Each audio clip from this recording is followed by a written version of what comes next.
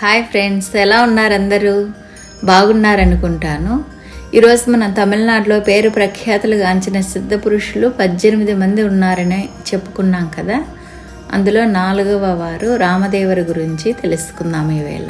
ఋషి రామదేవుడు అర్వం మాసంలో అనగా తెలుగు మాఘమాసంలో పూర్వ నక్షత్రంలో నాగపట్నంలో అవతరించారు. పూర్వాషాఢ నక్షత్రం పూర్వం అంటే ఈయన 700 సంవత్సరాల 6 రోజులు జీవించారు. ఈయన చిన్న వయసులోనే అష్టమ సిద్ధులు పొందారు. కొందరు సిద్ధులు తమ శరీరాలను విడిచిపెట్టి తమ ఆత్మలను వివిధ ప్రాంతాలకు పంపుతారు. వారు ప్రతి చోట అందుబాటులో ఉన్న శరీరాల్లోకి ప్రవేశించి సేవ చేస్తారు. రామదేవుడు చాలా భిన్నంగా ఉంటారు. ప్రయత్నించి ఇదే ఆయన మంత్రం. ఈ మంత్రం వల్ల గొప్ప ఫలితాలు వచ్చాయి. రామదేవుడు తన సశరీరంతో అతి త్వరగా ఇతర దేశాలకు చేరుకునే సిద్ధిని పొందారు. ఒకసారి గంగా స్నానానికి వెళ్ళినప్పుడు సత్యనాథర్ విగ్రహం కనిపించింది. దానిని నాగపట్టణానికి తీసుకువచ్చి ఒక దేవాలయంలో ప్రతిష్ఠించారు. అతనికి హిమాలయ అడవులలో కొందరు సిద్ధుల దర్శనం కూడా కలిగింది. వారు రామదేవునితో, సిద్ధ, నువ్వు మక్కా వెళ్ళు, అక్కడ అనేక కాయకల్ప మూలికలు ఉన్నాయి. వాటిని అధ్యయనం చేసి వైద్యం చేసి ప్రజల సమస్యల పరిష్కారానికి ఉదాత్తమైన కృషి చేయాలని పట్టుబట్టారు. వారి ఆజ్ఞను అంగీకరించిన రామదేవుడు తన సిద్ధితో మక్కా చేరుకున్నారు. ఒక కొత్త వ్యక్తి తమ దేశానికి వచ్చినందున అక్కడి అరబ్బులు అతనిని అంగీకరించక నిరాకరించారు. అరబ్ దేశస్థుడు కానీ వారిని అక్కడ ఉండనివ్వపోమని చెప్పి తిరిగి వెళ్ళమని హెచ్చరించారు. అప్పుడు ఈయన, నేను అన్ని మతాలను గౌరవిస్తాను అని వారితో చెప్పాడు. చాలా మంచిది, అయితే మీరు మా మతంలో చేరండి, మీరు ఖురాన్ కూడా చదవాలి, అలా చేస్తే ఇక్కడ ఉండేందుకు అనుమతిస్తామని అరబ్బులు అన్నారు. సరే, అట్లే చేస్తాను అన్నారు రామదేవుడు. అరబ్బులు అతనికి జాకబ్ అని పేరు పెట్టారు మరియు అతనిని తమ మతంలో చేర్చుకున్నారు. రామదేవ సిద్ధర్ ఇప్పుడు యాకూబ్ సిద్ధర్ అయ్యారు.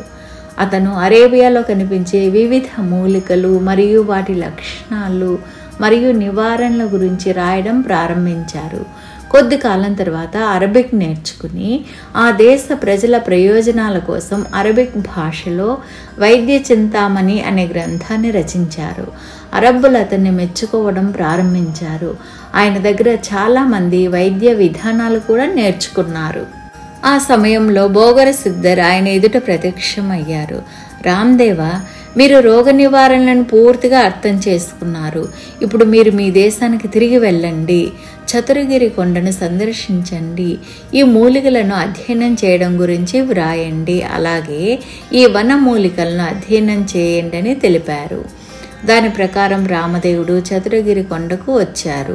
బోగర్ తన శిష్యులకు సూచించిన ప్రకారం రామదేవుడు తన శిష్యులతో, నేను ఎడారి మూలికలను అధ్యయనం చేస్తూ సమాధిలో 10 ఏళ్ళు గడపబోతున్నాను.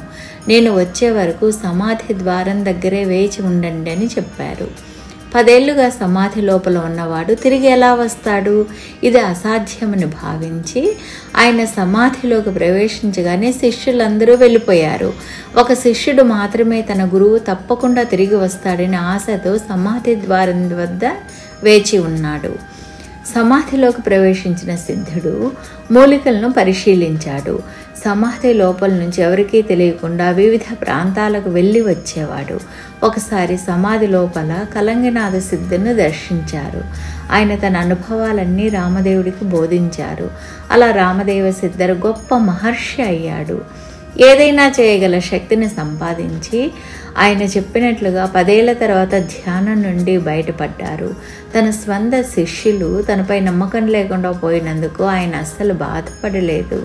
ఒక్క శిష్యుడు మాత్రమే విశ్వాసపాత్రుడుగా నిలిచినందుకు సంతోషిస్తూ, నాయన, ఇతరులు నన్ను విడిచిపెట్టినా నేను పట్టించుకోను, ఎందుకంటే ఎన్ని సంవత్సరాలు ఈ సమాధిలో ఉండి వనమూలికలు చదివినా, ఎన్ని రోగాలు తాత్కాలికంగా నయం అయినా, ఎన్ని వందల సంవత్సరాలు ఈ భూమిపై జీవించినా ఏదో ఒకరోజు మరణం సంభవిస్తుంది. ఈ దృక్కోణం ప్రకారం మీకు మా గురువుగారు అనవసరంగా సమాధిలో కూర్చుని మూలికలను అధ్యయనం చేస్తున్నట్లుగా అనిపించవచ్చు. అదే సహేతుకమైన ఆలోచన. అయితే అందరూ తమ జీవిత కాలంలో హాయిగా జీవించాలని ఈ పరిశోధనలు చేస్తున్నాను. ఇంకో 30 ఏళ్ళు ధ్యానంలో ఉండబోతున్నాను. మూలికల అధ్యయనం కొనసాగిస్తానని చెప్పి తిరిగి సమాధిలోకి వెళ్ళిపోయారు. శిష్యుడు కూడా ఓపికతో కాచుకుని ఉన్నాడు. 30 ఏళ్ల తర్వాత సిద్ధరు ప్రత్యక్షమై శిష్యుడికి తాను నేర్చుకునేది అంతా బోధించారు. శిష్యుడు ఎంతో సంతోషించాడు. అతని సహనానికి గొప్ప ప్రతిఫలం లభించింది. శిష్యునికి రామదేవుడి సమాధిలోకి వెళ్ళిన తర్వాత ఆయనపై నమ్మకం లేని శిష్యులు బుద్ధి తెచ్చుకుని వారు కూడా వచ్చి సిద్ధుడికి నమస్కరించి క్షమించమని వేడుకొని దర్శనం పొందారు.